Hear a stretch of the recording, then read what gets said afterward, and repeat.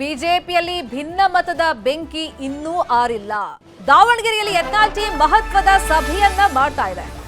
GMIT guest house ನಲ್ಲಿ ಸಮಾಲೋಚನೆಯನ್ನ ಮಾಡ್ತಾ ಇದ್ದಾರೆ. ಯಾಕಂದ್ರೆ ದೆಹಲಿ ಕಡೆಗೆ ಮತ್ತೆ ರೆಬೆಲ್ಸ್ ಟೀಮ್ ಮುಖ ಮಾಡ್ತಾ ಇದೆ. ವರಿಷ್ಠರನ್ನ ಭೇಟಿ ಮಾಡೋ ಪ್ರಯತ್ನವನ್ನ ಇವರು ಮಾಡ್ತಾರೆ ದೆಹಲಿಗೆ ಹೋದ್ಮೇಲೆ. ಆ ಸಂದರ್ಭದಲ್ಲಿ ಯಾವ ತರ ದೂರನ್ನ ಕೊಡಬೇಕು, ಯಾರ ಮೇಲೆ ದೂರನ್ನ ಕೊಡಬೇಕು, ಅದಕ್ಕೆ ಏನ್ ಸಾಕ್ಷಿಗಳನ್ನ ಕೊಡಬೇಕು, ಮತ್ತೆ ತಮ್ಮ ಬೇಡಿಕೆ ಏನು, ಈ ಕುರಿತಂತೆ ಹೈಕಮಾಂಡ್ ನಾಯಕರ ಭೇಟಿಗೂ ಮುಂಚಿತವಾಗಿ ಇಲ್ಲೇ ರೆಬೆಲ್ಸ್ ಟೀಮ್ ಭೇಟಿ ಮಾಡಿ ಸಮಾಲೋಚನೆಯನ್ನ ಮಾಡಿದೆ.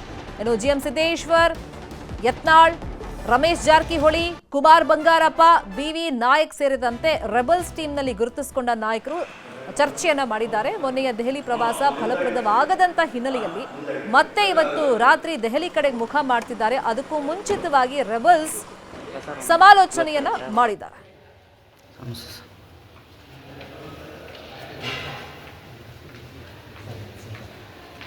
ಇವತ್ತು ನಾವೆಲ್ಲರೂ ವಿಶೇಷವಾಗಿ ಬಂದಿರತಕ್ಕಂಥದ್ದು ವಾಲ್ಮೀಕಿ ಜಯಂತಿಯ ಉತ್ಸವ ಜಾತ್ರೆಗೆ ಇಲ್ಲೆಲ್ಲ ಸೇರ್ಕೊಬೇಕು ಅಂತ ಹೇಳಿತ್ತು, ಸೇರ್ಕೊಂಡಿದ್ದೀವಿ ಅಷ್ಟೇ.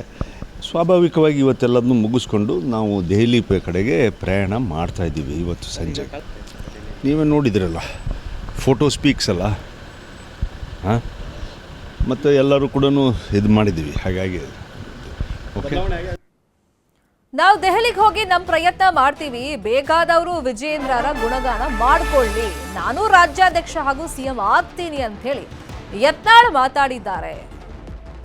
ಮತ್ತೆ ದೆಹಲಿಗೆ ಹೋಗೋ ಕುರಿತಂತೆ ಅವರು ಮಾತಾಡಿದ್ದಾರೆ. ಮತ್ತೆ ವಿಜಯೇಂದ್ರ ಪರವಾಗಿ ಯಾರು ಬ್ಯಾಟ್ ಬೀಸ್ತಾ ಇದ್ದಾರೆ, ಅವ್ರು ಗುಣಗಾನ ಮಾಡ್ತಾ ಇದ್ದಾರೆ, ಅವ್ರಿಗೂ ಕೂಡ ಒಂದು ರೀತಿ ವ್ಯಂಗ್ಯದ ಮಾತುಗಳನ್ನು ಆಡಿದ್ದಾರೆ. ಹಾದಿ ಬೀದಿಯಲ್ಲಿ ಹಂದಿಗಳು ಮಾತಾಡ್ತಾವೆ.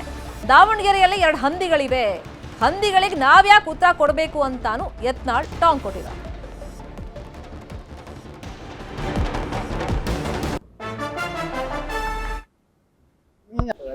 ಯತ್ನಾಳ್ ಯಾಕೆ ರೇಸ್ನಾಗಿಲ್ಲ? ಮುಖ್ಯಮಂತ್ರಿಗೂ ರೇಸ್ನಾಗದೀನಿ, ಅಧ್ಯಕ್ಷಗೂ ರೇಸ್ನಾಗದೀನಿ. ನಾನು ಲೂಟಿ ಮಾಡಿಲ್ಲ, ಎತ್ತು ಹಾಕಿಲ್ಲ, ಯಾರ ಮನಿ ಮುರಿದಿಲ್ಲ, ಪಕ್ಷ ವಿರೋಧಿ ಚಟುವಟಿಕೆ ಮಾಡಿಲ್ಲ. ನಮ್ಮ ಪ್ರಯತ್ನ, ನಮ್ಮ ಹೋರಾಟ ಯಶಸ್ಸಿನತ್ತ ಹೋಗ್ತೀವಿ. ನಮ್ಮ ಕಾರ್ಯಚಟುವಟಿಕೆ ಮಾಡ್ತೀವಿ. ನೀವೇನು ಗಾಬರಿ ಆಗಬೇಡ್ರಿ. ಕೆಲವೊಂದು ಹಂದಿಗಳು ಅದಾವಲ್ಲ, ಅವ್ರು ತೋರಿಸೋದು ಯಾಕೆ ತೋರಿಸ್ತೀರಿ? ನಾವೇನೋ ಪ್ರಚೋದನೆಯಾಗಿ ಮಾತಾಡ್ಲತ್ತೇವೆ. ನಾವು ಹಂದಿಗಳಿಗೆ ಉತ್ತರ ಕೊಡೋದಿಲ್ಲ. ದಾವಣಗೆರೆಗೆ 1-2 ಹಂದಿ ಅದಾವ, ಅವ್ರ ಮನೆ ಮುಂದೆ ಒಂದು ಟೆಂಟ್ ಹೊಡ್ಸಿ. ನೀವು ಇದೇ ಮಾಡ್ಕೊತ ಹೋಗ್ರಿ, ನಾವು ನಮ್ದು ಕೆಲಸ ನಾವು ಮಾಡ್ತೀವಿ. ಇನ್ನು ರಾಜ್ಯ ಬಿಜೆಪಿಯ ಭಿನ್ನಮತಕ್ಕೆ ತೆರೆ ಬೀಳ್ತಾ ಇಲ್ಲ. ಈಗ ದೆಹಲಿ ಫಲಿತಾಂಶ ತನಕ ವರಿಷ್ಠರು ಕಾಯ್ತಾ ಇದ್ದಾರೆ. ಆಮೇಲೆ ಕರ್ನಾಟಕದ ಈ ಭಿನ್ನಮತ ಶಮನಕ್ಕೆ ತಯಾರಿಗಳನ್ನ ಮಾಡ್ಕೊಳ್ತಾರೆ, ಮನ್ಸ್ ಮಾಡ್ತಾರೆ ಅಂತ ಹೇಳಲಾಗ್ತಾ ಇತ್ತು. ಹಿನ್ನೆಲೆಯಲ್ಲಿ ನಿನ್ನೆ ದೆಹಲಿ ಫಲಿತಾಂಶ ಬಂದಿದ್ದಾಗಿದೆ. ಹೀಗಾಗಿ ರಾಜ್ಯ ಬಿಜೆಪಿಯ ಒಳಬೇಗುದಿ ಬಗ್ಗೆ ಇದೀಗ ರಾಷ್ಟ್ರೀಯ ಮಟ್ಟದ ನಾಯಕರು, ಹೈಕಮಾಂಡ್ ಮಟ್ಟದ ನಾಯಕರು ಚಿತ್ತವನ್ನ ಹರಿಸುವಂತ ಸಮಯ. ಭಿನ್ನಮತಕ್ಕೆ ಮದ್ದನ್ನ ಅರಿತಾರ ವರಿಷ್ಠರು. ರಾಜ್ಯಾಧ್ಯಕ್ಷರ ಆಯ್ಕೆಗೆ ಭಾರಿ ಕಸರತ್ತು ನಡೀತಾ ಇದೆ. ಈಗ ವಿಜೇಂದ್ರಗೆ ಮಣೆಯನ್ನ ಹಾಕಿ ಅವರನ್ನೇ ಮುಂದುವರಿಸಲಾಗುತ್ತಾ ಅಥವಾ ಬೇರೆ ನಾಯಕನಿಗೆ ಅವಕಾಶವನ್ನ ನೀಡಲಾಗುತ್ತಾ? ರೆಬೆಲ್ಸ್ ಮತ್ತೆ ದೆಹಲಿ ದಂಡಯಾತ್ರೆಯನ್ನ ಕೈಗೊಳ್ತಾ ಇದ್ದಾರೆ. ಇವತ್ತು ರಾತ್ರಿನೇ ದೆಹಲಿ ಕಡೆ ಮುಖ ಮಾಡ್ತಾ ಇದ್ದಾರೆ. ಇನ್ನೊಂದು ಕಡೆ ವಿಜೇಂದ್ರ ಟೀಮ್ ಕೂಡ ವಿಜೇಂದ್ರ ಪರವಾಗಿ ಬ್ಯಾಟ್ ಬೀಸ್ತಾ ಈಗ ರೆಬೆಲ್ಸ್ ನಡೆ ಬಗ್ಗೆ ಅವರೊಂದು ಕಣ್ಣನ್ನ ಇಟ್ಟಿದ್ದಾರೆ.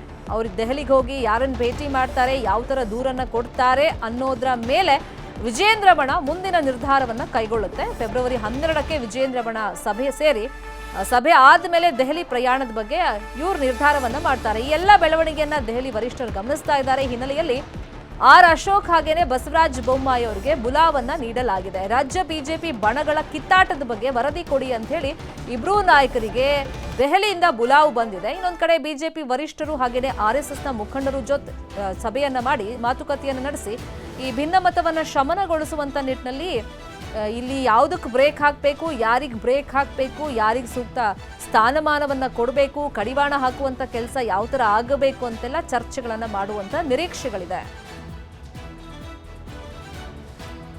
ಈಗ ವಿಜೇಂದ್ರ ಪುನರ್ ಆಯ್ಕೆಗೆ ರೆಬೆಲ್ಸ್ ತೀವ್ರ ರೀತಿಯಲ್ಲಿ ವಿರೋಧ ವ್ಯಕ್ತಪಡಿಸಿ ದೆಹಲಿ ಪರೇಡ್ ಮಾಡ್ತಲೇ ಇದ್ದಾರೆ. ಮೊನ್ನೆ ಹೈಕಮಾಂಡ್ ನಾಯಕರ ಅದರಲ್ಲೂ ಅಮಿತ್ ಶಾ ಭೇಟಿಗೆ ಪ್ರಯತ್ನ ಪಟ್ಟರು, ಸಾಧ್ಯವಾಗಲಿಲ್ಲ.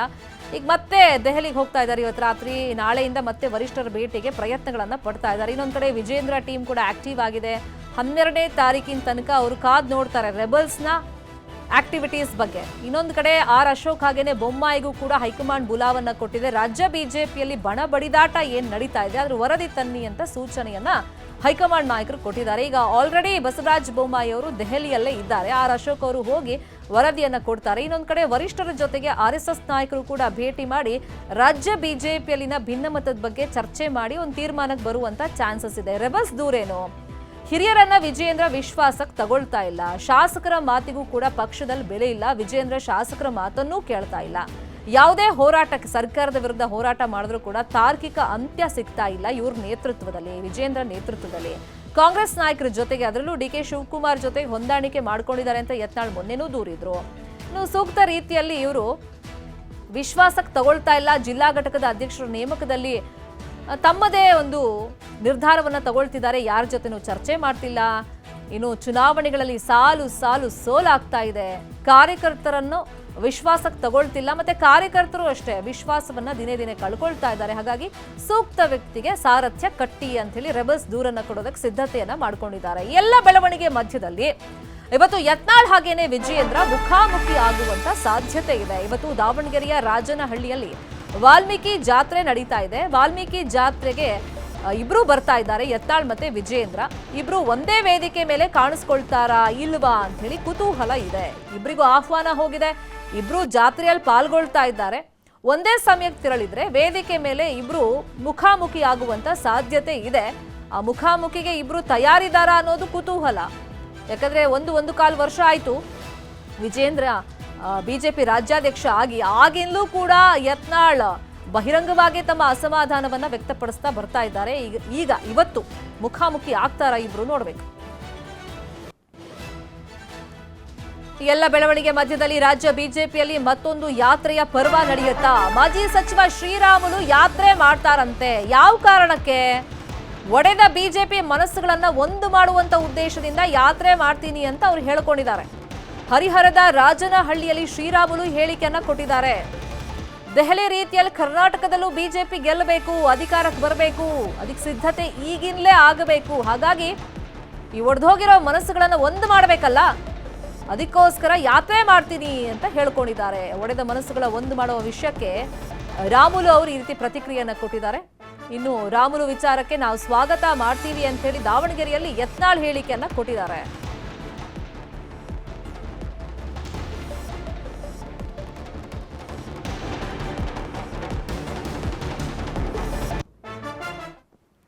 ರಾಮುಲು ಒಳ್ಳೆ ವಿಚಾರ ಮಾಡ್ಯಾರ. ಶ್ರೀರಾಮುಲು ಹೇಳಿದ್ದು ನಾನು ಸ್ವಾಗತ ಮಾಡ್ತೀನಿ. ಒಡೆದ ಮನಸ್ಸುಗಳು, ಕೆಟ್ಟ ಲಫಂಗರು, ಭ್ರಷ್ಟರು ಇರುವಂಥ ನೇತಾರರು ಅವರನ್ನು ದೂರ ಮಾಡ್ತೀನಿ ಅಂತ ಏನು ಹೇಳ್ಯಾರ, ಒಳ್ಳೆಯದು. ನಾನು ಶ್ರೀರಾಮುಲು ಅವರು ಇದಕ್ಕೆ ಸಂಪೂರ್ಣ ಬೆಂಬಲ ಇದೆ. ಹೌದು, ಏನು ಒಳ್ಳೆಯದೇ ಅಲ್ಲ. ಹಾಂ, ನಮ್ಮ ಪಕ್ಷದ ಹೈಕಮಾಂಡ್ ಒಂದಾಗಿ ಹೋಗ್ಬೇಕು. ನಾವು ಭ್ರಷ್ಟರನ್ನ ಟಾಲರೇಟ್ ಮಾಡೋದಿಲ್ಲ, ಕುಟುಂಬ ರಾಜಕಾರಣದಿಂದ ದೂರ ಮಾಡ್ತೀವಿ ಅಂತ ಹೇಳಿ ಅವ್ರು ಹೇಳ್ತಾರೆ. ನಾವು ಒಂದಾಗಿ ಹೋಗ್ತೀವಿ, ಏನೂ ಗೊಂದಲ ಇಲ್ಲರಿ. ಬೆಳಗಾವಿಯಲ್ಲಿ ಸಾಲ ಕಟ್ಟದ ಕುಟುಂಬ ಬೀದಿ ಪಾಲಾಗಿದೆ. ಖಾಸಗಿ ಬ್ಯಾಂಕ್ ಸಿಬ್ಬಂದಿಯಿಂದ ಮನೆಯನ್ನ ಸೀಸ್ ಮಾಡಲಾಗಿದೆ. ಈಗ ಬೀದಿಗೆ ಬಿದ್ದಿದೆ. ಮನೆಯನ್ನ ಕಳ್ಕೊಂಡು ಹುಲವಳ್ಳಿಯ ದಸ್ತಗಿರಿ ಸಾಬ್ ಅವರ ಕುಟುಂಬ, ದಸ್ತಗಿರಿ ಸಾಬ್ ಕಾದ್ರೋಳಿ ಕುಟುಂಬ ಬೀದಿ ಪಾಲಾಗಿದೆ. ಖಾಸಗಿ ಬ್ಯಾಂಕ್ ಸಿಬ್ಬಂದಿಯಿಂದ ಅವ್ರ ಮನೆಯನ್ನ ಸೀಸ್ ಮಾಡ್ಕೊಂಡ್ಬಿಟ್ಟಿದ್ದಾರೆ. ವಿಕಲಚೇತನ ಮಕ್ಕಳ ಜೊತೆಯಲ್ಲಿ ಈಗ ಮನೆಯನ್ನ ಕಳ್ಕೊಂಡ್ಬಿಟ್ಟಿದ್ದಾರೆ. ಹಾಗಾಗಿ ದೇಗುಲದ ಮುಂದೆ ದಿನಗಳನ್ನ ಕಳೀತಾ ಇದ್ದಾರೆ. ಕಿತ್ತೂರು ತಾಲೂಕಿನ ಕುಲವಳ್ಳಿ ಗ್ರಾಮದಲ್ಲಿ ನಡೆದಿರುವಂತ ಘಟನೆ ಇದು. ದಸ್ತಗಿರಿ ಸಾಬ್ ಅವರು ಜೀವನ ನಿರ್ವಹಣೆಗೆ ಅಂತ ಹೇಳಿ ಖಾಸಗಿ ಬ್ಯಾಂಕ್ನಿಂದ ಸುಮಾರು ಒಂದು 5 ಲಕ್ಷ ಸಾಲ ಪಡ್ಕೊಂಡಿದ್ರು. ಪಡೆದಂತ ಸಾಲದ ಪೈಕಿ 3,30,000 ಮರುಪಾವತಿಯನ್ನ ಮಾಡಿದ್ದಾರೆ. ಈಗ ಆರ್ಥಿಕ ಸಮಸ್ಯೆ ಅವ್ರ ಫ್ಯಾಮಿಲಿಗೆ ಎದುರಾಗಿತ್ತು. ಅನಿವಾರ್ಯ ಕಾರಣದಿಂದಾಗಿ 8 ಕಂತುಗಳನ್ನ ಅವ್ರು ಕಟ್ಟಿಲ್ಲ.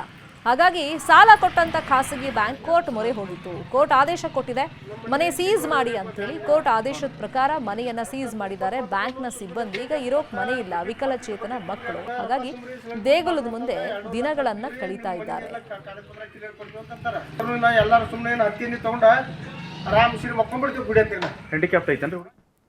ಕಾನೂನು ಸಚಿವರ ಗ್ರಾಮದಲ್ಲಿ ಮೈಕ್ರೋ ಫೈನಾನ್ಸ್ ಸಿಬ್ಬಂದಿ ಕಿರುಕುಳ ತಾರಕಕ್ಕೇರಿದೆ. ಸಚಿವ HK ಪಾಟೀಲ್ ಸ್ವಂತ ಊರು ಹುಲಕೋಟೆಯಲ್ಲೇ ಟಾರ್ಚರ್ ಅನ್ನ ನೀಡಲಾಗ್ತಿದೆ. ಮಹಿಳೆಯರು ತಮ್ಮ ಅಳಲನ್ನ ತೋಡ್ಕೊಳ್ತಾ ಇದ್ದಾರೆ. ಸಚಿವರು ನಮ್ಮ ಕಡೆ ಗಮನ ಹರಿಸಬೇಕು ಅಂತ ಹೇಳಿ ಅವ್ರು ಕೇಳ್ಕೊಳ್ತಾ ಇದ್ದಾರೆ. ಗದಗ ತಾಲೂಕಿನ ಹುಲಕೋಟೆ ಗ್ರಾಮದಲ್ಲಿ ಫೈನಾನ್ಸ್ ಸಿಬ್ಬಂದಿಯ ಹಾವಳಿ ಮಿತಿಮೀರ್ ಹೋಗಿದೆ. ಪ್ರತಿದಿನ ಬರ್ತಾರಂತೆ ಗ್ರಾಮಕ್ಕೆ, ಸಾಲ ಕಟ್ಟಿ ಅಂತ ಹೇಳಿ ಟಾರ್ಚರ್ ಮಾಡ್ತಾ ಇದ್ದಾರಂತೆ.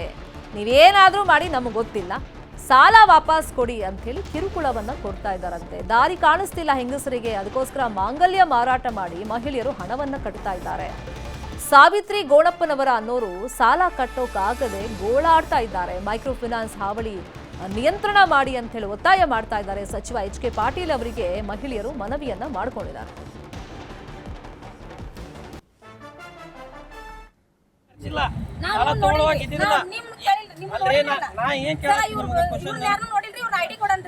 ಐಡಿ ಕೊಡನ್ರಿ ಇವ್ರು ಕೊಡಕತ್ತಿಲ್ಲ, ಹರಾಸ್ಮೆಂಟ್ ಮಾಡ್ತಾರೆ ಸರ್. ಇವ್ರು ಮನೆಗೆ ಬಂದ್ ಕುಂದಿರ್ತಾರೆ, ಕಟ್ಲೇಬೇಕು ನೀವು ಅಂತ ಹೇಳ್ರಿ ಸರ್. ಸರ್ ನೀವು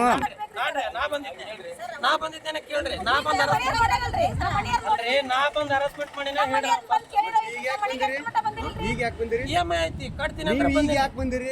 EMI ಐತಿ ಸರ ಕಟ್ತೀನಿ ಅಲ್ಲಿ ಹೋರಿ ಮಾತಾಡೋದಿದ್ರೆ ಮುಂದೋರಿ, ಹಿಂದೆ ನಿಂತು ಮಾತಾಡ್ರಿ. ನೀವು ಯಾರು ಅನ್ನೋದು ಗೊತ್ತಾಗ ಬರ್ರಿ ನೀವು.